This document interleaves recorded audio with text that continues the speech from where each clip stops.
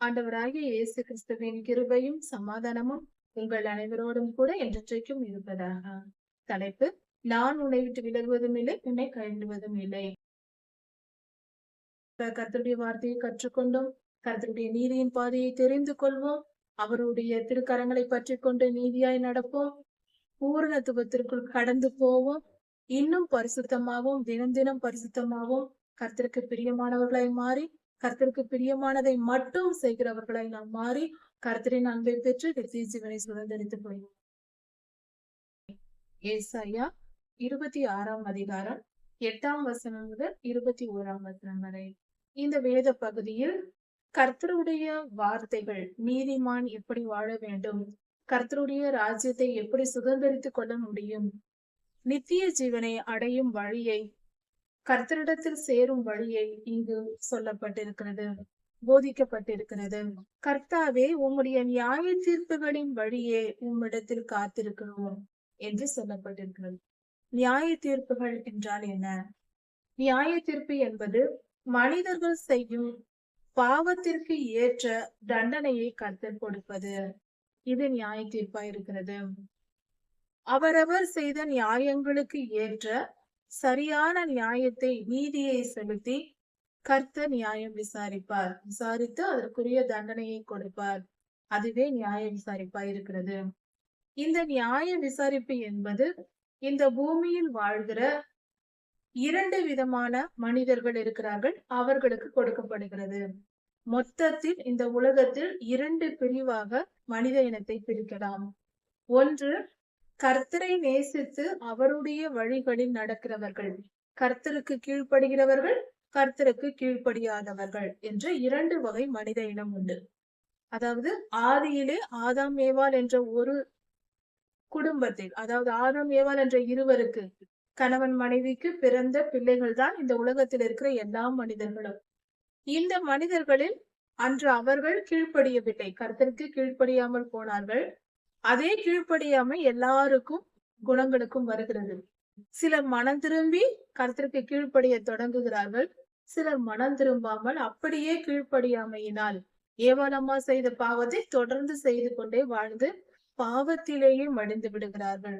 இப்படி பாவத்திலேயே மடிந்து மனம் திரும்பாமல் போனவர்கள் அக்னி கடலுக்கும், மனம் திரும்பி தங்கள் வாழ்க்கையை பரிசுத்தமாக்கி கொண்டு தாங்கள் செய்கிற தவறான எண்ணங்கள் எல்லாவற்றையும் மாற்றிக்கொண்டு, செயல்களை மாற்றிக்கொண்டு திருந்தி நீதியின் பாதையில் நடந்து கர்த்தருடைய வேத வசனமாகிய பைபிள் வசனங்களை படித்து அதன்படி வாழ்கிறவர்கள் கர்த்தருடைய ராஜ்யத்தை, நித்திய ஜீவனை செய்வார்கள். இப்படி இந்த 2 இன மக்கள் இருக்கிறார்கள். இதில் நியாய தீர்ப்பு என்று சொல்லும் பொழுது கர்த்தர் பூமியை நியாயம் தீர்க்கிறார். ஒரு தேசம் தவறு செய்கிறது என்றால் அந்த தேசத்திற்கு தண்டனை. அதுதான் இயற்கை சீற்றங்கள் வருவது, சுனாமி வருவது, புயல் வருவது, வெள்ளம் வந்து அடித்து கொண்டு போவது, மணல் சரிவு ஏற்படுவது, புழுதி காற்று வருவது, இதெல்லாம் தேசத்தின் பாவங்களின் நிமித்தம் கர்த்தர் பூமிக்கு கொடுக்கிற தண்டனையா இருக்கிறது. ஒரு நாட்டிற்கு தண்டனை கொடுப்பார். ஒரு குடும்பம் பாவம் செய்யும் போது அந்த குடும்பத்திற்கே தண்டனை வரும். ஒரு தனி மனிதன் பாவம் செய்யும் போது அந்த தனி மனிதனுக்கு ஏற்ற நியாயத்திற்கு உண்டு. அவன் செய்யும் பாவ புண்ணியங்களுக்கு ஏற்ற பலனை ஆண்டவர் நிச்சயம் தருகிறார். ஒரு மனிதனோ ஒரு தேசமோ கர்த்தர் யார் எப்படி செய்கிறார்களோ அதற்கேற்ற தண்டனை உண்டு. அதாவது ஒரு தேசத்தின் சட்டங்கள், அதை ஆளும் ராஜா தவறு செய்யும் பொழுது தவறான சட்டங்களை போட்டால் அந்த தேசமே பாதிக்கப்பட்டு கர்த்தருடைய நியாய தீர்ப்பு அந்த தேசத்திற்கே வரும். ஒரு தேசத்தின் ராஜா நல்லபடியாக தேசத்தை அரசாண்டால், நல்ல சட்டங்களை போட்டால், கர்த்தருடைய வசனத்தின்படி அந்த சட்டங்கள் இருந்தால், அதாவது எளியவர்களுக்கும் ஏழைகளுக்கும் உதவி செய்கிற, நன்மை செய்கிற சட்டத்திட்டங்களா இருந்தால், அந்த அரசாங்கம் ஏழை எளியவர்களை ஆதரிக்கிற சட்டங்களாகவும், தேசம் எங்கும் நீதியை நிலைநிறுத்துகிற அரசாங்கமாகவும் இருந்தால் அந்த தேசத்தை ஆண்டவர் ஆசீர்வதிப்பார். தேசத்தை ஆளுகை செய்கிற அந்த ராஜாவின் நற்கிரியைகளுக்கு ஏற்ற பலனை அந்த தேசத்திற்கு கொடுப்பார். இதையும் நாம் சரியாக உணர்ந்து கொள்ள வேண்டும். நன்மையோ தீமையோ எதை செய்கிறோமோ அதை பெற்றுக் கொள்வோம். நியாய தீர்ப்பு என்பது நாம் செய்கிற தீய பலன்களுக்கு, தீய காரியங்களுக்கு கர்த்தர் கொடுக்கும் தண்டனையா இருக்கிறது. இந்த நியாய தீர்ப்பை நாம் ஏற்றுக்கொள்ள வேண்டும். கர்த்தரே உம்முடைய நியாய தீர்ப்புகளின் வழியிலே நாங்கள் உம்மை வந்து சேருகிறோம் என்று சொல்லப்பட்டிருக்கிறது. நியாய தீர்ப்புகளை அந்த வழியில் எப்படி ஏற்றுக்கொள்வது? நியாய தீர்ப்பின் வழியிலே எப்படி வருவது என்றால், ஒரு மனிதன் இருக்கிறான். அவன் மனம் திரும்பி கர்த்தருடைய பிள்ளையாகிறான். அவன் பரிசுத்தமாகிக் கொண்டு இருக்கும்போது தன் கடமைகளை அவன் செய்து அவன் பரிசுத்தமாய் வாழ முயற்சி செய்து கொண்டிருக்கிறான். ஆனால் இந்த மனமாற்றம் ஒரே நாளில் வந்து விடாது. முழுவதும் பாவத்தில் இருந்த மனிதன் மனம் திரும்பும் போது அவன் ஒவ்வொரு நாளும் திருந்திதான் அந்த முழுமை அடைய வேண்டும், பரிசுத்தமாக வேண்டும்.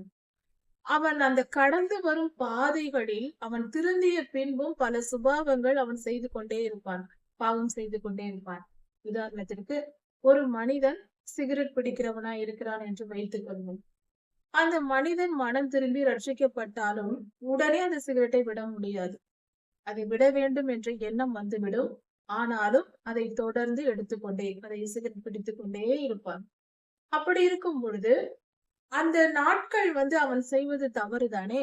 அவன் ஒரு வருடம் கழித்து அந்த சிகரெட் பழக்கத்தை விடுகிறான் என்றால், அந்த ஒரு வருடமும் அவன் கர்த்தருக்கு விரோதமாய் பாவம் செய்திருக்கிறான்.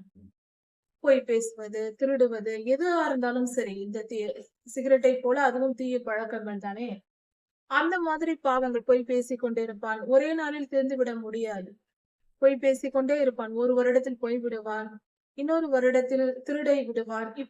அப்படி வந்து கொண்டு இருக்கும் பொழுது என்ன நடக்கும் என்றார், இப்படி மாறி மாறி அவன் முயற்சி செய்து பரிசுத்தம் அடைந்து கொண்டே போனாலும் பழக்க வழக்கங்களை ஒரேதடியாக விட முடியாததினால் கொஞ்சம் கொஞ்சமாக திருந்துகிற அந்த காலம் இருக்கிறதுனா, அந்த குறிப்பிட்ட காலத்தில் அவன் செய்யும் பாவத்திற்கு கர்த்தர் நியாய தீர்ப்பை கொடுப்பார். அந்த தண்டனைகளை அவன் சுமக்க வேண்டும். கர்த்தருடைய பிள்ளைகளுக்கும் நியாய தீர்ப்பு வரும். தேவ பிள்ளைகளுக்கும் நியாய தீர்ப்பு வரும். அந்த நியாய தீர்ப்பை நாம் மனதால் ஏற்றுக்கொள்ள வேண்டும். நாம் செய்கிற தவறுக்குதான் கர்த்தர் நம்மை தண்டிக்கிறார். அவர் நீதியுள்ள தேவன். அவர் சர்வலோகாதிபதி. நமக்கு நீதிபதி அவர்தான். நம்மை ஆளுகை செய்யும் ராஜா அவர்தான். நம்மை அவர் ஆசீர்வதிக்கும் போது அந்த ஆசீர்வாதத்தை ஏற்றுக்கொள்கிறோம். அதை போல நாம் தவறு செய்து அவர் நமக்கு நியாய தீர்ப்பை கொடுத்தாலும் அதையும் மனப்பூர்வமாய் ஏற்றுக்கொள்ள வேண்டும். அந்த நியாய தீர்ப்பின் வழியிலே மனம் திரும்பி அந்த நியாய தீர்ப்புகள் நமக்கு நன்மைக்கு தான் கொடுக்கப்படுகிறது. உதாரணத்திற்கு, நாம் செய்யும் தவறுகள், நாம் பாவம் செய்து கொண்டே இருக்கிறோம், திருந்திக் கொண்டே இருக்கிறோம். அந்த தண்டனை வந்தால்தான் அந்த பாவத்தின் வழி எவ்வளவு கொடுமையானது, நாம் செய்த தவறு எவ்வளவு பெரியது என்பதை நாம் உணரவே தொடங்குவோம். அந்த தண்டனை வராமல் ஒரே நொடியில் நாம் கர்த்தர் மன்னித்து விட்டு விட்டார், நம் ஆவியை மன்னிப்பது போல நம் மாம்சத்தையும் மன்னித்து விட்டு விட்டால் திரும்பவும் அந்த பாவம் செய்ய நாம் ஓடுவோம். நம் ஆத்துமாவின் அந்த இச்சை இருந்து கொண்டே இருக்கும். நாம் அந்த பாவத்தின் இச்சையை வெறுக்கும் அளவுக்கு, அதை வெறுத்து ஏன் தான் நாம் இந்த பாவத்தை இத்தனை காலம் செய்து கொண்டிருந்தோமோ என்று வெறுக்கும் அளவுக்கு அதன் கசப்பு தன்மையை நமக்கு உணர வைப்பார். பாவம் எவ்வளவு கசப்பானது, இதுவரைக்கும் பாவம் இனிமையானது, இன்பமானது என்று நினைத்து அனுபவித்துக் கொண்டிருந்திருப்போம். மனம் திரும்பிய பின்பு அதனால் வரும் விளைவுகளை சந்திக்கும் போது பாவம் எவ்வளவு கசப்பானது என்பதை நாம் புரிந்து கொள்வோம். அது எப்படி தெரியும்? நியாய தீர்ப்புகளை அனுபவிக்கும் போதுதான் புரியும். கர்த்தாவே, உமது நாமமும் உம்மை நினைக்கிற நினைவும் எங்கள் ஆத்தும வாஞ்சையாய் இருக்கிறது. உம்முடைய நாமம், ஆண்டவராகிய இயேசு கிறிஸ்து என்னும் பெயரும் அவரை நினைக்கும் நினைவும் எங்கள் ஆத்தும வாஞ்சையாய் இருக்கிறது. ஆத்தும வாஞ்சை என்றால் மிகவும் ஆசைப்படுதல், மிக மிக ஆசை. அதுவே பைத்தியமாய் இருப்பது. அதாவது, ஒரு குழந்தை இருக்கிறது என்றால் அது தாயை எந்த அளவுக்கு தேடும்? எப்பொழுதும் தாய் கூடவே இருக்க வேண்டும் என்று நினைக்கும் சிறு பிறந்த குழந்தைகள். அது போல ஆத்தும வாஞ்சை நமக்கு இருக்க வேண்டும். கர்த்தரோடு இருப்பது, கர்த்தரை பற்றின செய்திகளை கேட்பது, கர்த்தரை துதித்து பாடுவது, கர்த்தரையே நினைத்து கொண்டு இருப்பது என்பது நம்முடைய ஆத்தும வாஞ்சையாக வேண்டும். பரிசுத்த ஆவியானவர் நமக்குள் இருக்கும் பொழுது இப்படிப்பட்ட வாஞ்சை தோன்றும். என் ஆத்துமா இரவிலும் உம்மை வாஞ்சிக்கிறது.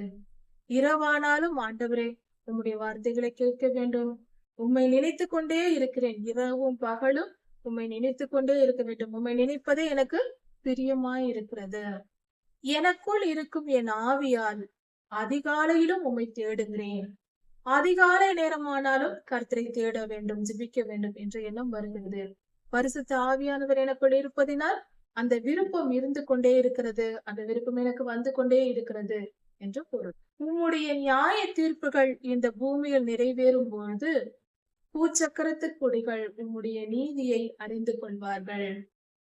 கர்த்தாவே, நீர் இந்த பூமியை நியாயத்தீர்க்கும் பொழுது கர்த்தாவே, நீர் இந்த பூமியை நியாயத்தீர்க்கும் பொழுது பூமியில் இருக்கிற இந்த மனிதர்கள் எல்லாரும் உம்முடைய நீதியை அறிந்து கொள்வார்கள்.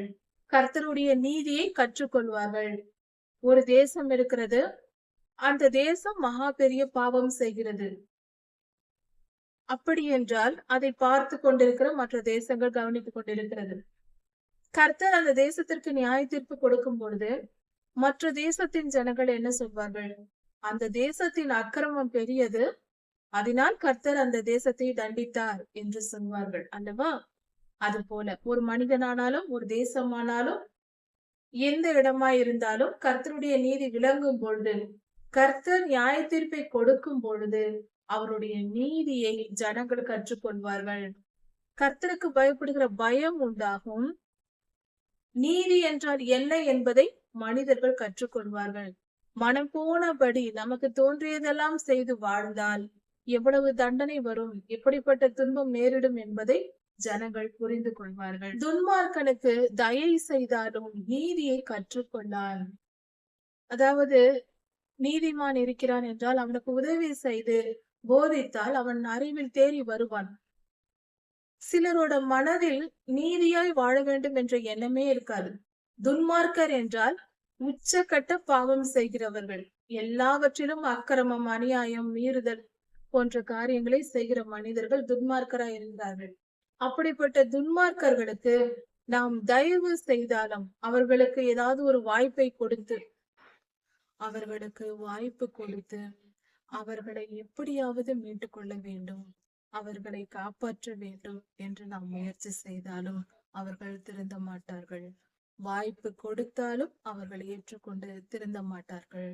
துன்மார்க்கருக்கு தயை செய்தாலும் அவர்கள் நீதியை கற்றுக்கொள்ள மாட்டார்கள். நீதிமான்களுக்கு போதிக்கும் போது அவர்கள் இன்னும் அறிந்து தேறுவார்கள், கற்றுக்கொள்வார்கள். செவி கொடுக்கும் மனம் இருக்கும். நீதிமான்களுக்கு நீதியின் மேல் விருப்பம் இருக்கும். அதனால் நாம் தயவு காட்டும் போது, அவர்களுக்கு போதிக்கும் போது அதை கேட்டு திருந்துவார்கள். ஆனால் துன்மார்க்கருக்கு நீதியின் மேல் விருப்பம் இருக்காது. அந்த விருப்பம் இல்லாததினால் அவர்களுக்கு நாம் எவ்வளவு தயவு செய்தாலும் அவர்கள் அதை கேட்டு மனம் திரும்ப மாட்டார்கள். அவர்களுக்கு நாம் தயவு செய்வதனால் பிரயோஜனம் இல்லை. நீதியுள்ள தேசத்தில் வாழ்ந்தாலும் துன்மார்க்கர் அதனால் அவர்கள் நீதியாய் வாழப்போவதில்லை. கர்த்தருடைய மகத்துவத்தை கவனிக்க மாட்டார்கள். கர்த்தருடைய மகத்துவம் என்ன, நீதியின்படி வாழ்வதனால் ஏற்படும் பலன் என்ன என்பதை அவர்கள் கவனிப்பதில்லை. கர்த்தரின் கை ஓங்கி இருக்கிறது, ஆனாலும் அதை துன்மார்க்கர் அறியார்கள். கர்த்தருடைய கரம் ஓங்கி விட்டார் துன்மார்க்கரை அடிப்பதற்கு, ஆனால் துன்மார்க்கர் அதை உணர்வதில்லை. அந்த உணர்வே அவர்களுக்கு இருக்காது. தாங்கள் சுகமாய் வாழ்வது போலவும், தாங்கள் வாழ்கிறது தான் சரி, என் வாழ்க்கை முறைதான் சரி என்பது போலவே அவர்கள் நினைத்துக் கொண்டிருப்பார்கள். ஆனாலும் உமது ஜனத்திற்காக நீர் கொண்ட வைராக்கியத்தை நினைத்து பார்க்கும் பொழுது, உம்முடைய பிள்ளைகளுக்காக நீர் வைராக்கியம் கொண்டு எழுந்து அவர்களுக்கு நீதி செய்யும்படியாய் எழும்பும் போது துன்மார்க்கர் வெட்கப்பட்டு போவார்கள். அதாவது நீதிமான்களுக்கு விரோதமாக துன்மார்க்கர் எப்பொழுதும் செயல்பட்டு கொண்டே இருப்பார்கள். ஆனால் கர்த்தர் தம்முடைய ஜனத்திற்காக, நீதிமான்களுக்காக வைராக்கியமாய் எழும்பி துன்மார்க்கரை அழிக்க எழும்புவார். அவருடைய கரத்தை ஓங்குவார். ஆனாலும் அது அவர்களுக்கு தெரியாது. ஒரு அடி போட்டால் துன்மார்க்கரை கர்த்தர் அடிக்கும் போது அவர்கள் வெட்கப்பட்டு போவார்கள். ஓ, நீதிமான்களுக்கு ஏற்றபடியாக, நீதிமான்களை காக்கும்படியாக கர்த்தர் வந்துவிட்டார் போல, ஆகா நாம் ஏமாந்து போனோமே என்று வெட்கப்பட்டு அவமானப்பட்டு போவார்களாம். நீதிமான்கள் செய்ததுதான் சரி, நாம் செய்தது தவறு என்பது அப்போதுதான் அவர்களுக்கு தெரியும். அக்கினி உம்முடைய சத்துருக்களை பட்சிக்கும். கர்த்தருடைய அக்கினி சத்துருக்களை பட்சித்து போடும், அழித்து போடும்.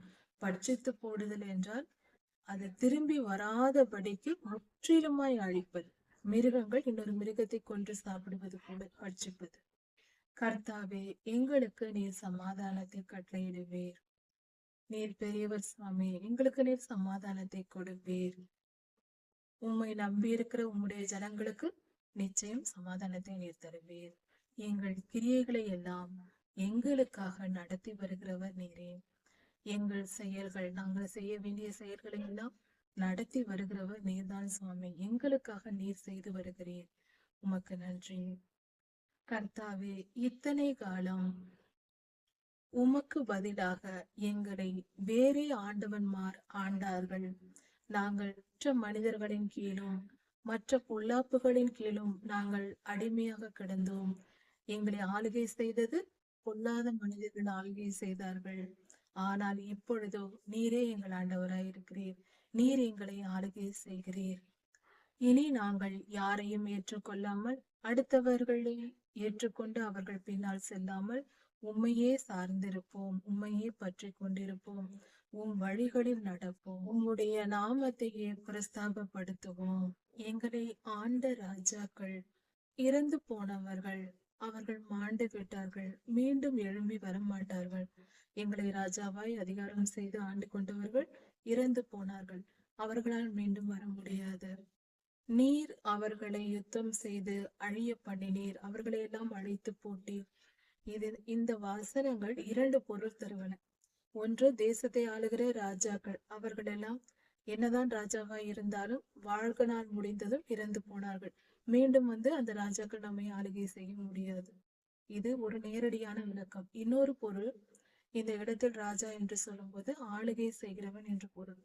மனிதனை பொதுவாக ஒரு தனி மனிதனானாலும் தேசமானாலும் ஆளுகை செய்கிறவன் என்றால் பொல்லாத ஆவிகள் ஆளுகை செய்கிறது. தீயவர்களை பொல்லாத ஆவிகள் ஆளுகை செய்கிறது. அவைகளிடமிருந்து விடுதலையாகிதான் இவர்கள் கர்த்தரை ஏற்றுக்கொண்டார்கள் என்று சொல்லப்பட்டிருக்கிறது. அப்படி பார்க்கும் பொழுது பொல்லாத ஆவிகள் பாதாளத்தில் அடைக்கப்பட்டன, அவைகள் அழித்து போடப்பட்டன. இப்படி இருக்க பூமியில் இருக்கிற நாங்கள் அந்த பொல்லாத ஆவிகள் மீண்டும் வராது, அதை நிரந்தரமாய் கர்த்தர் அழிக்கப் போகிறார் என்பதை குறித்து சொல்லப்பட்டிருக்கிறது. இந்த அதிகாரம் முதல் வசனங்களிலேயே கர்த்தருடைய இரண்டாம் வருகையை சொல்லி இருக்கிறது. அப்படி பார்க்கும் பொழுது இந்த இரண்டாம் வருகையானது ஆண்டவராகிய இயேசு கிறிஸ்துவின் வருகையின் போது பொல்லாத ஆவிகள் முற்றிலும் பூமியில் ஒரு ஆவி கூட இருக்க முடியாது. எல்லாவற்றையும் அழித்து கர்த்தர் பாதாளத்தில் பூட்டி விடுவார். 1000 வருடம் ஒரு ஆவியும் இல்லாமல் இந்த பூமி சமாதானம் உள்ளதாக கர்த்தருடைய ஆளுகையில் இயங்கும். இந்த ஜாதியை பெருக பண்ணினீர் கர்த்தாவே, நீர் இதை பெருக பண்ணினீர். கர்த்தர் தமக்கென்று ஒரு ஜாதியை தெரிந்து கொண்டார். ஆபிரகாம் ஐயா, ஈசாக் ஐயா, இஸ்ரவேலரின் 12 கோத்திரத்தார் என்று தமக்கென்று தெரிந்து கொண்ட ஜாதியை பெருக பண்ணினார், மிகவும் பெருக பண்ணினார். அவர்களை ஆசீர்வதித்தார். தேசத்தின் எல்லைகளை எல்லாம் கர்த்தர் நெடுந்தூரத்தில் தள்ளி போட்டார். எல்லைகள் எல்லாம் குறுகினதா இருக்கவில்லை, எல்லாம் நெடுந்தூரத்தில் தள்ளி போடப்பட்டது. கர்த்தர் விசாலமான தேசங்களை உண்டாக்கினார். கர்த்தாவே, நெருக்கத்தில் உண்மை தேடினார்கள். வாழ்க்கையில் நெருக்கங்கள் வரும்பொழுது நாம் கர்த்தரை தேடுகிறோம். அது போல கர்த்தருடைய ஜனங்கள் நெருக்கப்படும் போது, ஒடுக்கப்படும் பொழுது, பலவித துன்பங்களை அனுபவிக்கும் போது கர்த்தரை தேடினார்கள். நாம் இப்பொழுது நமக்கு துன்பம் என்றால் கர்த்தரை தான் தேடுகிறோம். மிகுந்த உபத்திரவங்கள் தேசம் முழுமைக்கும் வருகிறது, தனி மனித வாழ்க்கையில் வருகிறது, திருச்சபையாக சோதனை வருகிறது. எத்தனை வந்தாலும் நாம் என்ன செய்கிறோம்? கர்த்தரையே தேடுகிறோம், அவரை வேண்டிக் கொள்கிறோம் இல்லவா? அதை தான் சொல்லி இருக்கிறது. உம்முடைய தண்டனை அவர்கள் மேல் இருக்கையில் அந்தரங்க வேண்டுதல் செய்தார்கள். ஏற்கனவே செய்த பாவங்களுக்கு தண்டனையாக துன்பங்கள் வருகிறது நம் வாழ்க்கையில். அப்படி துன்பங்கள் வரும் பொழுது நாம் அந்தரங்கமாக நாம் மனதிற்குள் கர்த்தரை நோக்கி ஜெபிக்கிறோம். அந்த துன்பத்திலிருந்து விடுதலையாகும்படி கெஞ்சுக்கிறோம், கர்த்தரிடத்தில் ஜெபிக்கிறோம். பிரசவ நேரம் நேரிட்ட பொழுது பிரசவிக்கிற தாயானவள் படுகிற துன்பத்தை போல உலகத்தில் இருக்கிற ஜனங்கள் துன்பத்தை அனுபவிக்கிறார்கள். அந்த நேரத்தில் உம்மை நோக்கி கூப்பிடுகிறோம் சுவாமி. ஒரு பிரசவ ஸ்திரீ உம்மை நோக்கி கூப்பிடுவது போல நாங்கள் உம்மை நோக்கி கூப்பிடுகிறோம். அவ்வளவு துன்பம் எங்களுக்கு வந்திருக்கிறது என்று சொல்லப்பட்டிருக்கிறது. இது உபத்திரவ காலத்தில் நடக்கும். உபத்திரவ காலத்திலும் மகா உபத்திரவ காலத்திலும் இப்படிப்பட்ட துன்பங்களே ஜனங்களுக்கு வரும். நாங்கள் கர்ப்பமாய் இருந்து காற்றை பெற்றவர்களைப் போல இருக்கிறோம். கர்ப்பவதியைப் போல துன்பத்தை அனுபவிக்கிறோம். ஆனால் அதன் விளைவாக நன்மை எதுவும் இல்லை. மிகப்பெரிய தீமையே விளைகிறது. மகா துன்பத்திலும் உபத்திரவத்திலும் நாங்கள் இருக்கிறோம் சுவாமி. எங்களை காப்பாற்றுங்கள். இந்த பூமியில் இருக்கிற கர்த்தருடைய ஜனங்கள் இப்படிப்பட்ட துன்ப நேரத்திற்குள் செல்ல போகிறார்கள். அந்த துன்பத்தின் நேரத்தில் இப்படிதான் அவர்களுடைய ஜெபம் இருக்கும். பூமியின் ஜனங்கள் விழுகிறதும் இல்லை. இந்த பூமியில் எந்த நன்மையையும் செய்ய முடியாமல் நாங்கள் இருக்கிறோம் சுவாமி. எங்களை காப்பாற்றுங்கள், எங்கள் துன்பத்தை அகற்றி போடுங்கள் என்று கர்த்தரை நோக்கி கர்த்தருடைய ஜனங்கள் ஜெபிக்கிறார்கள். மரித்த உம்முடையவர்கள் பிரேதமான என்னுடையவர்களோட எழுந்திருப்பார்கள். அதாவது இறந்து போனவர்கள், அதாவது இந்த இடத்தில் ஆண்டவருடைய ரகசிய வருகையில் இறந்து போன பரிசுத்தவான்கள் பூமியிலிருந்து எழும்புவார்கள், கல்லறைகளில் இருந்து. உயிரோடு இருக்கிற ஜனங்களும் எடுத்துக்கொள்ளப்படுவார்கள். இரண்டும் ஒரே நேரத்தில் நடக்கும். அதைதான் இங்கு சொல்லப்பட்டிருக்கிறது.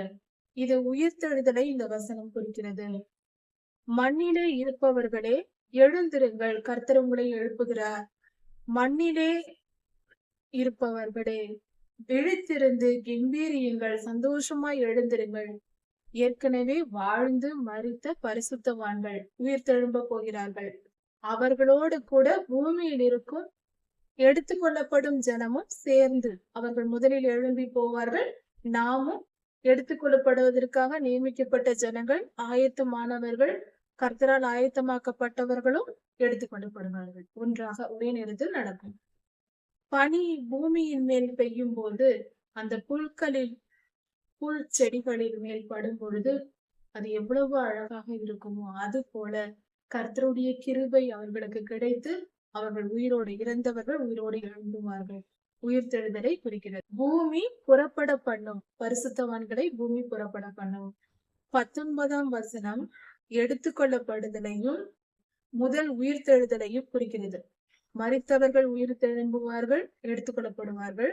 உயிரோடு இருக்கிறவர்களும் எடுத்துக்கொள்ளப்படுவார்கள். இந்த காரியத்தை 19ஆம் வசனம் சொல்லுகிறது.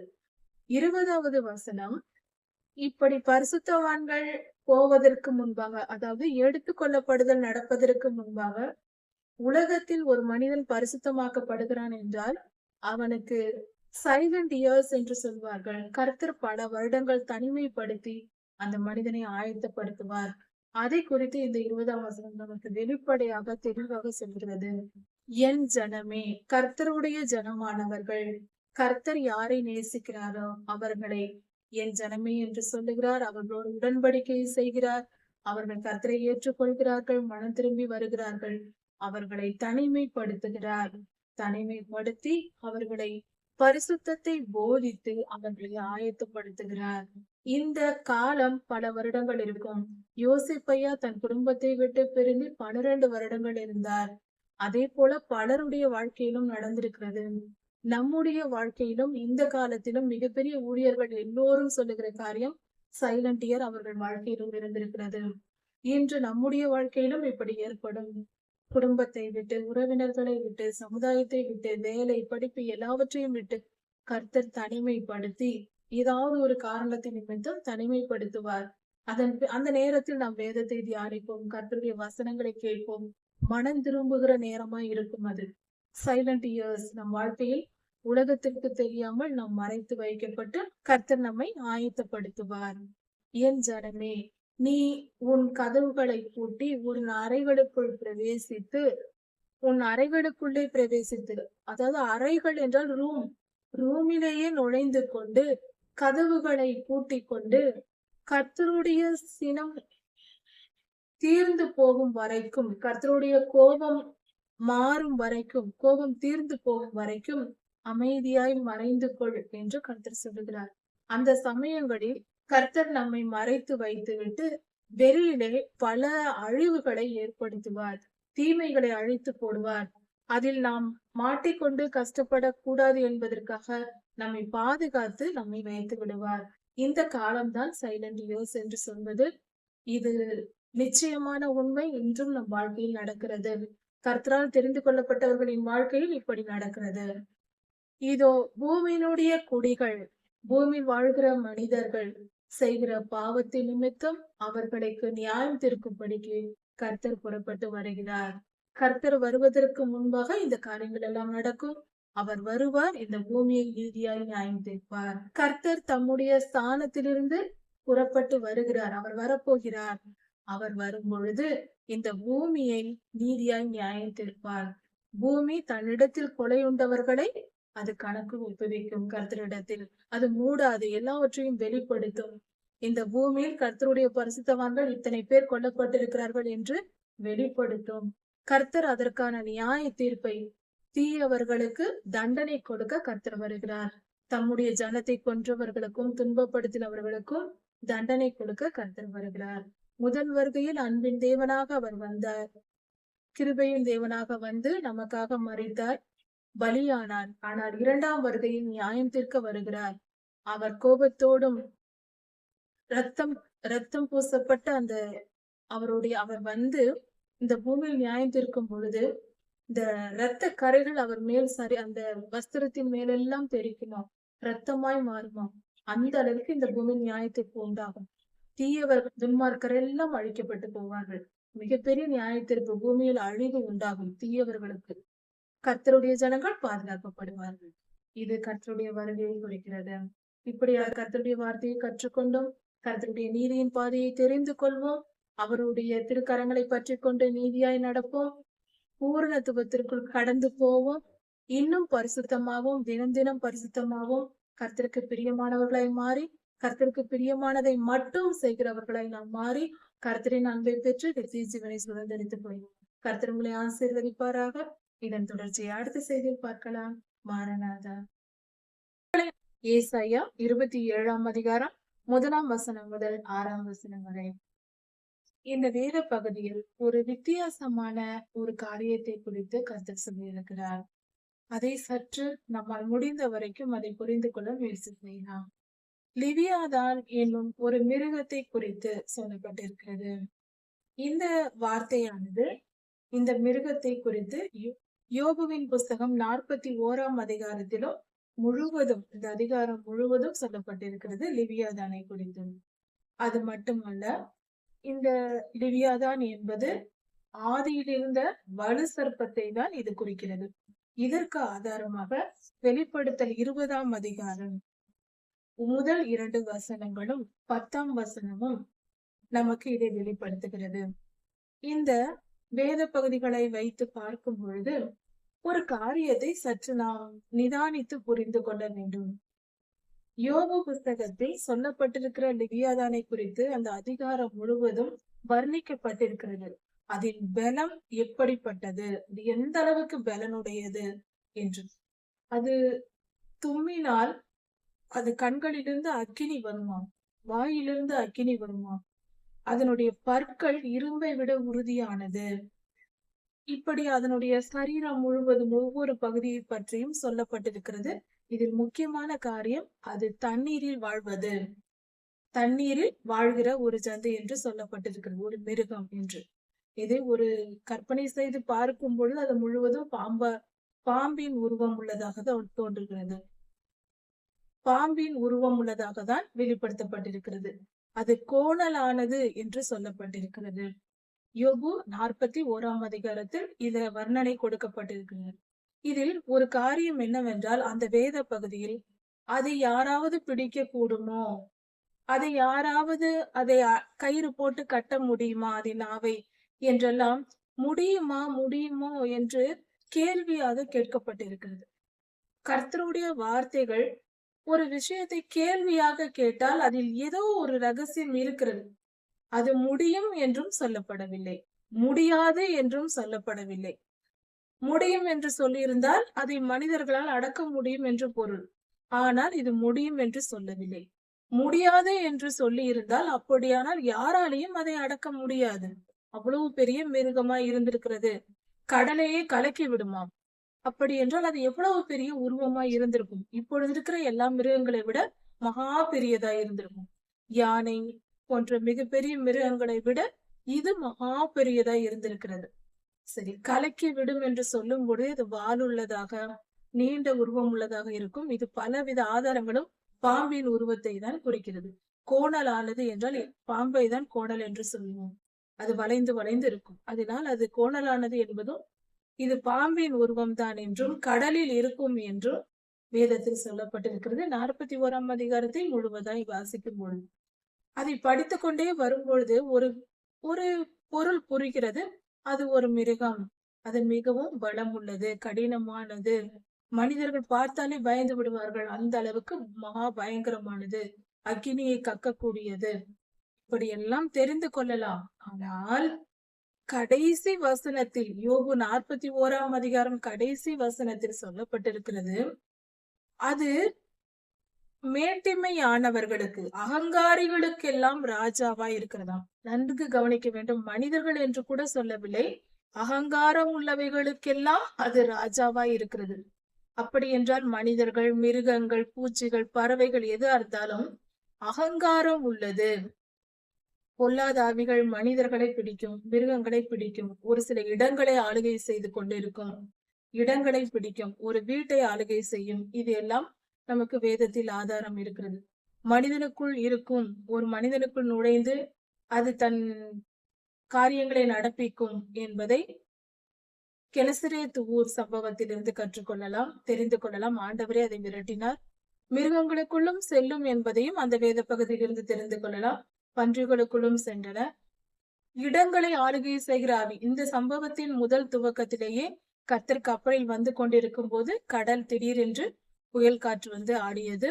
அவர்கள் படகில் வந்தார்கள், படகு ஆடியது, புயல் வந்து மிகவும் தத்தளித்தது. சீஷர்கள் எழுப்புகிறார்கள் ஆண்டவரை. கர்த்தர் எழும்பி நின்று காற்றையும் கடலையும் அதட்டி அடக்குகிறார்.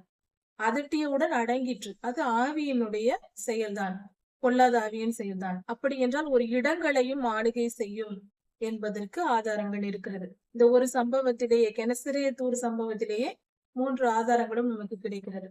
இப்படி பொல்லாத அகங்காரம் உள்ள ஜீவன்களுக்கெல்லாம், அகங்காரம் உள்ள ஜீவன்களுக்கெல்லாம் இது ராஜாவாய் இருக்கிறது. ராஜா என்றால் ஆளுகை செய்யும் தன்மை. அகங்காரம் உள்ள ஜீவன்களை ஆளுகிறது என்றால் மனிதர்களை ஆளும் வல்லமை பொல்லாத ஆவிகளுக்கு உண்டு, ஜீவன்களை ஆளும் வல்லமை. அதனால் இது முழுக்க முழுக்க இது வலு சர்ப்பத்தின் ஆவியை, லூசிபரை, கேருபாய் இருந்து விழுந்து போன சாத்தானை குறிக்கிறது என்பதற்கு ஆதாரமாக இத்தனை காரியங்கள் கொடுக்கப்பட்டிருக்கிறது. இதை யோபு புஸ்தகத்தில் சொல்லப்பட்டிருக்கிறது. இதை பிடிக்க முடியுமா? அதை கட்டி போட முடியுமா? அதன் மேல் உன் சிறு பிள்ளைகளை விட, பெண்களை அதனிடத்தில் விட முடியுமா? இப்படியெல்லாம் பல கேள்விகளாக கேட்கப்பட்டு வந்தாலும் ஏசாயா 27ஆம் அதிகாரம் முதல் வசனத்தில் என்ன சொல்லப்பட்டிருக்கிறது? அது கட்டப்படும் என்று சொல்லப்பட்டது. அதுவரைக்கும் யோபு 41ஆம் அதிகாரத்தில் கேள்வியாக கேட்ட எல்லா கேள்விகளுக்கும் பதில் ஏசாயா 27ஆம் அதிகாரத்தில் சொல்லப்பட்டிருக்கிறது, அது கட்டப்பட்டது என்று. அக்காலத்திலே கர்த்தர் லிவியாதான் என்னும் நீண்ட பாம்பை, லிவியாதான் என்னும் கோணலான சர்ப்பத்தையே, கோணலான சர்ப்பம் என்று யோபு 41ஆம் அதிகாரத்தில் சொல்லப்பட்டிருக்கிறது. முதல் 2 வசனங்களிலேயே கொடுக்கப்பட்டிருக்கு. அப்படி பார்க்கும் பொழுது இந்த அதே வசனம் இங்கேயும் அதே வார்த்தை பயன்படுத்தப்பட்டிருக்கிறது. மிக துல்லியமாக சொல்லப்பட்டிருக்கிறது. லிவியாதான் என்னும் நீண்ட பாம்பை, லிவியாதான் என்னும் கோணலான சர்ப்பத்தையே கடினமான பெரிய பலமுள்ள ஆயுதத்தால் கர்த்தர் கண்டிப்பார், பலமுள்ள தம்முடைய பட்டயத்தால் கர்த்தர் தண்டிப்பார் என்று சொல்லப்பட்டிருக்கிறது. அது சமுத்திரத்தில் இருக்கிறது என்ற துல்லியமான அடையாளமும் இங்கே கொடுக்கப்பட்டிருக்கிறது. அது வலு சர்ப்பத்தில் இருக்கிற அந்த கோணலான சர்ப்பத்தையே கர்த்தர் இப்படி செய்வார் என்று மிக துல்லியமாக யோபு 41ஆம் அதிகாரத்தில் சொல்லப்பட்டிருக்கிற அதே வலு சர்ப்பத்தை ஏசாயா 27ஆம் அதிகாரத்தில் சொல்லப்பட்டிருக்கிற அதே சர்ப்பம் தான் இதுவும். இதை கர்த்தர் தம்முடைய பட்டயத்தால் அழிப்பார் என்று சொல்லப்பட்டிருக்கிறார். சரி, இதை அப்படியே வெளிப்படுத்தல் 20ஆம் அதிகாரத்திற்கு எடுத்து சென்றால் 20ஆம் அதிகாரம் முதல் 2 வசனங்களையும் 10ஆம் வசனத்தையும் பார்க்கும் பொழுது 10ஆம் வசனத்தில் சொல்லப்பட்டிருக்கிறது. அந்த வலு சர்ப்பத்தை அந்தி கிறிஸ்துவும் கள்ள தீர்க்கதரிசியும் இருக்கிற அக்னி கடலிலே போட்டு விட்டார். கர்த்தர் போட்டு விட்டார். அதில் தள்ளி தேவதூதர்கள் வந்து அடைத்து போடுகிறார்கள். இது கர்த்தரின் செயல் அல்லவா? இது எவ்வளவு துல்லியமாக, வெளிப்படையாக, மிக தெளிவாக கொடுக்கப்படும். இந்த வலு சர்ப்பம் என்பது பொல்லாத சாத்தானை தான் குறிக்கிறது. சரி, கர்த்தர் இதை தண்டிப்பார் என்று எதிர்காலத்தில் நடக்க போகிற காரியமாக ஏசாயா தீர்க்கதரிசன புஸ்தகத்தில் கொடுக்கப்பட்டிருக்கிறது. இந்த காலத்தையும் கவனிப்போம். தண்டித்தார் என்றல்ல, தண்டிப்பார் என்று சொல்லப்பட்டிருக்கிறது. எதிர்காலத்தில் நடக்க போகிற காரியம். ஏசாயா தீர்க்கதரிசியின் காலத்தில் எதிர்காலத்தை குறித்து சொல்லப்பட்டது. இன்றும் இது நிறைவேறவில்லை, இனி நடக்க போகிறது. ஏனென்றால் இந்த வலு சர்ப்பமானது கட்டப்படும் காலம் அந்தி கிறிஸ்துவின் வருகைக்கு பின்பாக, கர்த்தருடைய 2ஆம் வருகையில் நடக்க போகிற சம்பவம். அவர் 2ஆம் வருகையில் வரும் பொழுது அவருடைய நாசியின் சுவாசத்தினால் அவன் கட்டப்பட்டு பாதாளத்தில் அடைக்கப்படுவான். இது வெளிப்படுத்தல் 20ஆம் அதிகாரத்தில் இதை குறித்து தெளிவாக சொல்லப்பட்டிருக்கிறது. மிக துல்லியமான இந்த லிபியாதானை குறித்த விளக்கமாய் இருக்கிறது. இது ஒரு மிருகமோ? நாம் நினைக்கலாம் அதை ஒரு மிருகம் என்ற தோற்றத்தில் சொல்லப்பட்டிருந்தாலும் இது முழுக்க முழுக்க சாத்தானை பற்றி சொல்லப்படுகிறது. வலு சர்ப்பம், ஆதியிலே ஆதாம் ஏவாளை ஏமாற்றிய வலு சர்ப்பம் இதுதான். அதுதான் இந்த இடங்களில் சொல்லப்பட்டிருக்கிறது. இதற்கு இன்னொரு அடையாளமாக அடுத்த வசனம் சொல்லுகிறது. இது 1000 வருட அரசாட்சியில் நடக்க போகிற காரியம்தான். அதற்கு முன்பாக கர்த்தருடைய 2ஆம் வருகையில் தான் இது நடக்க போகிறது என்பதற்கு அடையாளமாக அடுத்த வசனம் சொல்லுகிறது. திராட்சை தோட்டம் என்று சொல்லப்பட்டிருக்கிறது. பொதுவாக திராட்சை செடி, திராட்சை தோட்டம் என்றாலே கர்த்தருடைய ஜனங்களை குறிக்கும். கர்த்தருக்கு பிரியமான, அதாவது மனிதர்களுக்கு பிரியமானது திராட்சை ரசம். கர்த்தருக்கு பிரியமானது அவருடைய ஜனங்கள். அவருடைய ஜனங்களை அவர் திராட்சை செடி, திராட்சை தோட்டம் என்றே அழைக்கிறார். திராட்சை தோட்டம், திராட்சை பழ ரசம் என்றே ஆண்டவர் சொல்லுகிறார். பல இடங்களில் இது ஓமையாக அந்த வார்த்தை பயன்படுகிறது. யோவான் 15ஆம் அதிகாரத்தில் இதை குறித்து பார்க்கலாம். நான் திராட்சை செடி, நீங்கள் கொடிகள். ஒருவன் என்னிலும் நான் அவனிலும் நிலைத்திருந்தால் அவன் மிகுந்த கனிகளை கொடுப்பான் என்று கர்த்தர் சொல்லியிருக்கிறார். யோவான் 15ஆம் அதிகாரத்தில் அந்த இடத்தில் தன்னுடைய ஜனங்களை, தம் ஜனமாகிய கர்த்தருடைய பிள்ளைகள் நம்மை கர்த்தர் திராட்சை தோட்டம், திராட்சை செடி, திராட்சை கொடி என்றெல்லாம் சொல்லியிருக்கிறார். அக்காலத்திலே நல்ல திராட்சை தரும் திராட்சை தோட்டம் உண்டாயிருக்கும். இது இஸ்ரவேல் தேசத்தை குறிக்கிறது. நல்ல திராட்சை ரசம், அதாவது திராட்சை ரசம் நன்றாக இருக்க வேண்டும் என்றால் அந்த திராட்சை பழங்கள் நல்லதா இருக்க வேண்டும். நல்ல கனி தருகிற திராட்சை செடிகள் இருக்கும், அது நன்றாக கனி கொடுத்திருக்கும். அப்படி என்றால் இஸ்ரவேல் தேசம் இஸ்ரவேலர்களால் நிரப்பப்பட்டு அந்த இஸ்ரவேலர்கள் பரிசுத்தவான்களாய் இருப்பார்கள். பாவம் செய்து கொண்டு விக்கிரகாராதனைக்கும் இச்சைக்கும் இடம் கொடுத்து முன்பு வாழ்ந்தது போல அல்லாமல் அவர்கள் மனம் திரும்பி பரிசுத்தவான்களாய் இருப்பார்கள். நல்ல திராட்சரசம் தரும் தோட்டமாக இருக்கும். அதை குறித்து பாடுங்கள் என்று கர்த்தர் சொல்லுகிறார். அப்படி என்றால் கர்த்தருடைய ஜனங்கள் பரிசுத்தவான்களாய் ஆக்கப்பட்டிருப்பார்கள். ஆதியிலிருந்து கர்த்தருடைய நோக்கம் ஒரு பரிசுத்த சந்ததியை உருவாக்க வேண்டும் என்பதுதான். ஆதாம் ஏவாளை பரிசுத்தமாய் உண்டாக்கினார். சோதனைக்காரன் வந்தான், நம்மை பாவிகளாக்கி விட்டான். அதன் பின்பு விட்டார ஆண்டவர் நோவாயுவின் காலத்தில் ஒரு சுத்திகரிப்பை உண்டு பண்ணி நோவாவின் குடும்பத்தை 8 பேரை பொறுக்கி எடுத்தார். அந்த 8 பேரில் இருந்து ஜனத்திரள் உண்டானது. 1000 ஜனங்கள் பூமியை நிரப்பினார்கள். ஆபிரகாம் ஐயாவை தெரிந்து கொண்டார். அதிலிருந்து ஒரு பிள்ளையாக யாக்கோப் ஐயாவை தெரிந்து கொண்டார். அவர் வம்சத்தில் யாக்கோப் ஐயாவுக்கு 12 ஆண் பிள்ளைகளை கொடுத்து அவர்களை நிரப்பி அவர்கள் மூலமாக இஸ்ரவேல் எனும் ஒரு சந்ததியை உருவாக்கினார். அந்த சந்ததியை உருவாக்கி எகிப்தில் பெருக பண்ணினார். செழித்திருக்கிற தேசத்தில் கொண்டு போய் வைத்தார். அவர்களை பெருக பண்ணினார். அப்பொழுதும் அவர்களை பரிசுத்தமாக்கதான் எகிப்தில் இருக்கும் பொழுதே 10 விதமான வாதைகளை செய்து காட்டி தம்முடைய வல்லமையை காட்டி அவர்கள் இஸ்ரவேலர்கள் உணர்ந்து கொள்ள வேண்டும் என்று செய்தார். ஆனாலும் அவர்களுக்குள் பரிசுத்தவான்கள் தோன்றினாலும் பாவிகளும் இருந்தார்கள். கர்த்தரை மறந்த ஜனங்களும் வாழ்ந்தார்கள். அது நிமித்தம் வனாந்திர பயணத்தில் 40 வருடம் சுற்றி திரிந்தார்கள். அதன் பின்பு ஒரு பரிசுத்த சந்ததி கானானுக்குள் பிரவேசித்தது. அங்கிருந்து பழுகி பெருகினார்கள். மனிதர்களின் பாவம் முற்றிலும் சுத்திகரிக்கப்பட்டதா இல்லை. அதன் பின்பு நமது ஆண்டவராய் இயேசு கிறிஸ்து பிறந்து நமக்காக தம் இரத்தத்தை சிந்தி தம் ஜீவனை பலியாக ஒப்பு கொடுத்தார். இப்பொழுது அவருடைய இரத்தம் நம்மேல் தெளிக்கப்பட்ட பின்பு ரட்சிக்கப்படுகிற உலகெங்கும் இருக்கிற கர்த்தருடைய ஜனங்கள், ஏனென்றால் இஸ்ரவேலர்கள் உலகெங்கும் சிதறடிக்கப்பட்டார்கள். ஆண்டவராகிய இயேசு கிறிஸ்துவின் பிறப்பிற்கு பின்பாக, அவருடைய உயிர்த்தெழுதலுக்கு பின்பாகவும் நடந்தது. அதற்கு முன்பும் பல இடங்களில் பல கோத்திரங்கள் பிரிந்து சென்று விட்டன. இப்படி உலகம் எங்கும் இஸ்ரவேலர்கள் 2000 வருடங்களுக்கு முன்பு சிதறி போனார்கள். அப்படி என்றால் எல்லா இடங்களிலும் இஸ்ரவேலர்கள் இருக்கிறார்கள், அந்த தேசத்தில் மட்டும் அல்ல. தங்களை யாரென்று தெரியாமலேயே இன்று பல ஜனங்கள் இருக்கிறார்கள். தங்கள் பாரம்பரியம், தங்களுடைய பாரம்பரியம் என்று எதையோ சொல்லிக் கொண்டு பின்பற்றி கொண்டிருக்கிறார்கள். தங்கள் வம்சத்தின் அடையாளத்தை அறியாத மக்கள் இஸ்ரவேலர்களா இருப்பதற்கான வாய்ப்புகள் அதிகம் அல்லவா? நமக்கே 4-5 தலைமுறைகள் தான் தெரிகிறது. அதற்கு முன்பு நாம் என்ன இனம், எங்கிருந்தோம் என்று எதுவும் தெரியாது. நம்முடைய வம்சம் தெரிவதில்லை. அப்படி என்றால் நாமும் இஸ்ரவேலர்களாய் இருப்பதற்கு கூட வாய்ப்பு உண்டு, பிறப்பின்படி, இரத்தத்தின்படி கூட. ஏனென்றால் வரலாறு நமக்கு தெரியாது. அப்படி இருக்கும் பொழுது இருக்கலாம் அல்லவா? இல்லை என்றும் சொல்ல முடியாது, ஆமாம் என்றும் சொல்ல முடியாது. அதுதான் நிலை.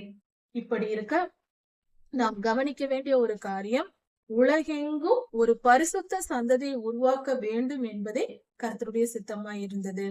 அந்த பரிசுத்த சந்ததி எப்பொழுது உருவாகிறது? 6000 வருட சுத்திகரிப்புக்கு பின்பு கர்த்தருடைய 2ஆம் வருகையில் அந்த பரிசுத்த சந்ததி ஆயத்தமானதும் கர்த்தர் வருகிறார் நம்மை ஆளுகை செய்ய. எடுத்துக்கொள்ளப்படும் ஜனங்களும் கர்த்தரோடு கூட வரப்போகிறார்கள். அதுவரை மரித்து பரலோகம் சென்ற பரிசுத்தவான்களும் வரப்போகிறார்கள். எடுத்துக்கொள்ளப்படுபவர்களும் பரிசுத்தவான்களே, இரத்த சாட்சிகள், மரித்தவர்கள், உயிர் தெழும்பியவர்கள் எல்லோரும் பரிசுத்தவான்களே. அவர்களோடு கூட தேவ தூதர்களோடும் கூட கர்த்தர் 2ஆம் வருகையில் வந்து இந்த பூமியில் இருக்கிற சாத்தானை பிடித்து கட்டி பாதாளத்தில் போட்டு இந்த பூமியை நல்லபடியாக 1000 வருடம் அரசாளுகை செய்வார். அதன் பின்பு மீண்டும் ஒரு யுத்தம் வரும். அதன் பின்பாக இந்த பூமி எல்லாம் அழிக்கப்பட்டு புதிய வானம், புதிய பூமி எல்லாம் ஆண்டவர் புதியதாய் சிருஷ்டிக்க போகிறார். அவைகளில் ஆளுகை செய்ய நம்மை ராஜாக்களும் ஆசாரியர்களுமாய் ஆக்க போகிறார். நமக்கு ஒரு மிகப்பெரிய பதவி காத்து கொண்டிருக்கிறது. ஒவ்வொரு கிரகங்களையும் ஆளுகை செய்ய. ஒரு பூமி ஒருவருக்கு, இன்னொரு பூமி இன்னொருவருக்கு. இப்படிதான் ஆண்டவர் பிரித்து கொடுக்க போகிறார். 1000 கோடிக்கணக்கான கிரகங்கள் உண்டு என்று இன்று வானவியல் விஞ்ஞானம் சொல்லுகிறது. அப்படி இருக்க இப்பொழுதே இருக்கிறது. ஆண்டவர் புதிய வானம் புதிய பூமியில் இன்னும் எப்படியெல்லாம் உருவாக்க போகிறாரோ அதற்கு நம்மை ராஜாக்களாய் ஆக்க போகிறார். இன்னொரு சிருஷ்டிப்பு, புதிய சிருஷ்டிப்பு. அவர் கர்த்தர். ஆதியாகம காலத்தில் சிருஷ்டிப்பை குறித்து படிக்கிறோம். அதே போல இன்னொரு சிருஷ்டிப்பை உருவாக்குவார், இன்னொரு முறை வேறு விதமாக. இப்படியாவது இருக்கலாம் அல்லவா? அது சர்வ வல்லமையுள்ள தேவன். நாம் சிருஷ்டிப்புகள். நம் நிலையை நாம் உணர்ந்து கொள்ள வேண்டும். அவர் சிருஷ்டிகர். நமக்கு சமமாக கற்பனை செய்யக்கூடாது. அவர் அவர் அதிசயமான ஒருவர். அவர் மிக பெரியவர். நம்மை நேசிப்பது, அவர் அன்பு நமக்கு கிடைப்பது என்பது அது ஒரு சாதாரண காரியம் அல்ல. கர்த்தர் உங்களை நேசிக்கிறார் என்றால் நாம் அப்படியா சரி என்று போய்விடுகிறோம். அது எவ்வளவு பெரிய காரியம். அவர் நம்மை வெறுத்தால், நம்மேல் கோபப்பட்டால் யார் கேட்க முடியும்? அவர் நம்மை அடித்தால் யார் கேட்பார்? நாம் பரிசுத்தமாய் வாழ்ந்தாலும் அக்னி கடலில் நம்மை தூக்கி போட அவருக்கு உரிமை இல்லையா? அவர் வல்லமையை நாம் புரிந்து கொள்ள வேண்டும். அவர் மிகவும் பெரியவர். அவரை கொஞ்சம் புரிந்து கொள்ள முயற்சி செய்ய வேண்டும். ஒரு தேசம் இருக்கிறது. அந்த தேசத்தில் ஒரு சாதாரண ஏழை, ஒரு குடிசை வீட்டில் வாழ்கிற ஒரு ஏழை மனிதன், படிப்பறிவில்லாத ஒரு சாதாரண மனிதன் இருக்கிறான் என்றால் அந்த மனிதனுக்கும் அந்த தேசத்தை ஆளுகை செய்யும் ஒரு பிரதமருக்கும் எவ்வளவு வித்தியாசம் இருக்கிறது? இவரும் மனிதன்தான், அவரும் மனிதன்தான். ஆனால் எவ்வளவு பெரிய வித்தியாசம் இருக்கிறது. மனிதர்களுக்குள்ளேயே இவ்வளவு வித்தியாசம் இருக்கும் பொழுது சிருஷ்டித்த தேவனுக்கும் படைக்கப்பட்ட சாதாரண மனிதர்களுக்கும் எவ்வளவு பெரிய வித்தியாசம் இருக்கிறது. இதை நாம் உணர்ந்து கொள்கிறோமா? சற்று நாம் மூளைக்கும் வேலை கொடுக்க வேண்டுமே. இப்படியாக கர்த்தர் சொல்லுகிறார், அந்த காலத்தில், அதாவது ஆண்டவராகிய இயேசு கிறிஸ்துவின் 2ஆம் வருகையில் சாத்தான் கட்டி, லிவியாதான் என்னும் சாத்தான் கட்டி பாதாளத்தில் அடைக்கப்பட்ட பின்பு, தேசத்தில், அதாவது திராட்சை தோட்டம், இஸ்ரவேலர்கள் பரிசுத்தவான்கள் இஸ்ரவேல் தேசத்தில் இருப்பார்கள். கர்த்தர் அவர்களை ஆளுகை செய்வார். அவர்கள் பரிசுத்தவான்களாய் இருப்பார்கள் என்பதே மிகவும் சந்தோஷப்பட வேண்டிய விஷயம். இஸ்ரவேல் தேசம் உருவாகும். அது பரிசுத்த சந்ததியாய் இருக்கும். பரிசுத்த சந்ததியினரால் நிரப்பப்பட்டிருக்கும். அங்கிருக்கிறவர்கள் முன்போல பாவம் செய்ய போவதில்லை. பாவம் இல்லாத பரிசுத்த வாழ்வு உண்டாக போகிறது. இதில் இன்னொரு காரியம், அந்த நல்ல திராட்சரசம் என்று கர்த்தருக்கு பிரியமான ஜனங்களாய் இருக்கிற அந்த ஜனங்களை கர்த்தரை பாதுகாப்பார். அவர் பாதுகாப்பார். நாமெல்லாம் அங்கு இருப்போம், கர்த்தரோடு கூட இருப்போம். அவர் நம்மை பாதுகாப்பார். அவரே நமக்கு காவலாய் இருந்து, இதில் என்ன ஒரு வார்த்தை புரிகிறது என்றால், ஆதியிலே ஆதாம் ஐயாவை கர்த்தர் காவலுக்கு வைத்தார் ஏதேனை. ஆனால் 2ஆம் ஆதாமாகிய நம்முடைய ஆண்டவராகிய இயேசு கிறிஸ்து 1000 வருட அரசாட்சியில் அவர் நமக்கு காவலாய் இருக்க போகிறார். எந்த பொல்லாப்பும் நமக்கு நேரிடாது. கண்ணீர் இல்லை, கவலை இல்லை, துன்பம் இல்லை. பலவித காரியங்கள், வேலைகள் நாம் செய்வதற்கு பலவித வேலைகள் இருக்கும். அதாவது தூங்கி கொண்டிருக்க போவதில்லை. சோர்ந்து போய் ஒரு வேலையும் இல்லாமல், மூளைக்கு வேலை இல்லாமல் மழுங்கி போய் உட்கார போவதில்லை. பல புதிய வேலைகளையும் புதிய காரியங்களையும் கர்த்தர் நம்மை பயன்படுத்துவார்.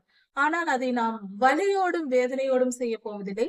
சந்தோஷமாக, உற்சாகமாக, ஒரு விளையாட்டு விளையாடுவது போல மிக உற்சாகமாக, சந்தோஷமாக, சகல வல்லமையோடும் நாம் செய்வோம்.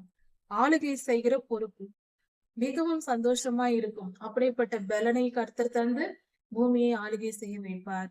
கர்த்தராகிய நான் அதை காப்பாற்றி அதற்கு அடிக்கடி தண்ணீர் பாய்ச்சி ஒருவரும் அதை சேதப்படுத்தாதபடிக்கு இரவும் பகலும் நான் அதை காத்து கொள்வேன் என்று கர்த்தர் சொல்லுகிறார்.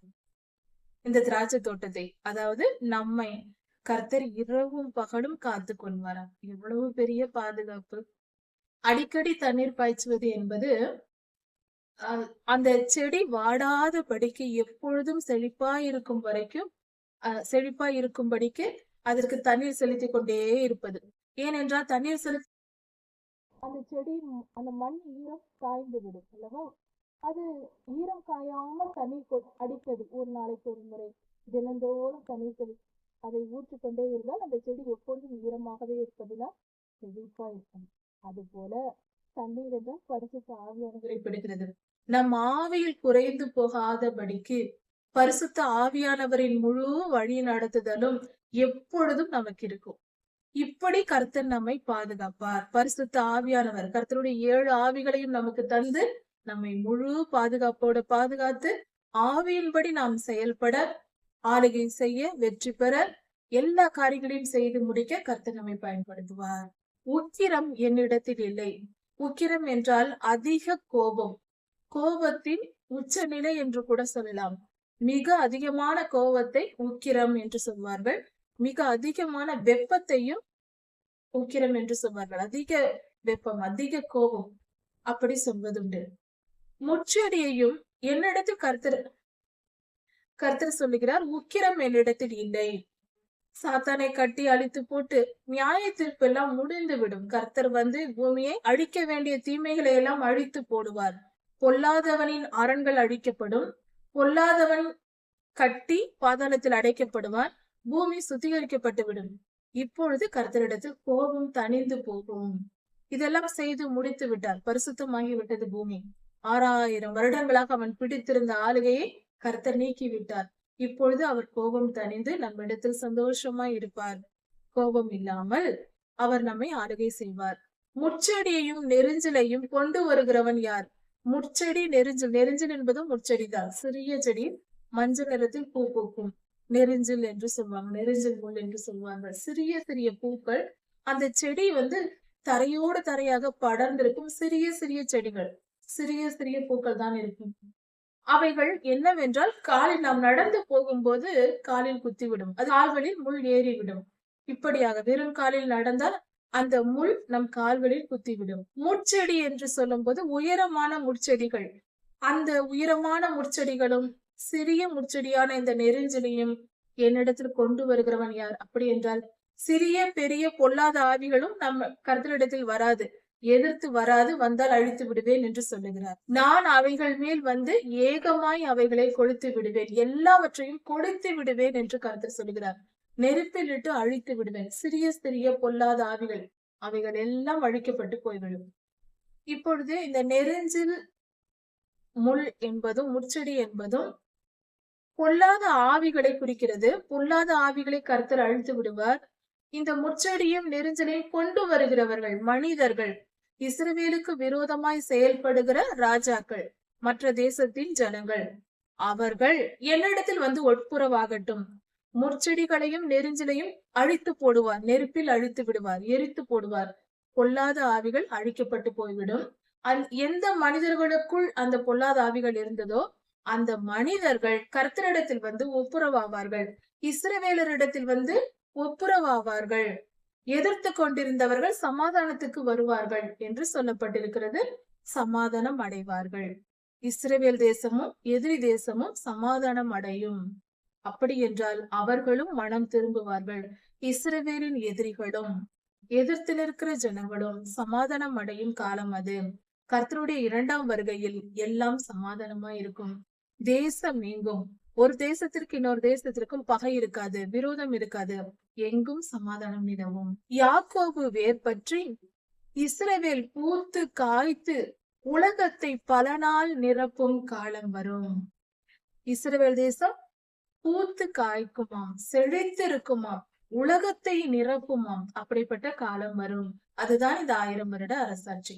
இஸ்ரவேலின் ஜனங்கள் உலகெங்கும், ஏனென்றால் ஆண்டவராகிய இயேசு கிறிஸ்துவின் வருகையில் இதற்கு முந்தைய ஏசாயா தீர்க்க தரிசன புஸ்தகங்களை நாம் படிக்கும் பொழுது ஒரு தோராயமாக, ஒரு யூகமாக சொல்லுகிற செய்தி இது. சுமார் 90% ஜனங்கள் அல்லது 80-90% ஜனங்கள் அழிக்கப்பட்டு போவார்கள்.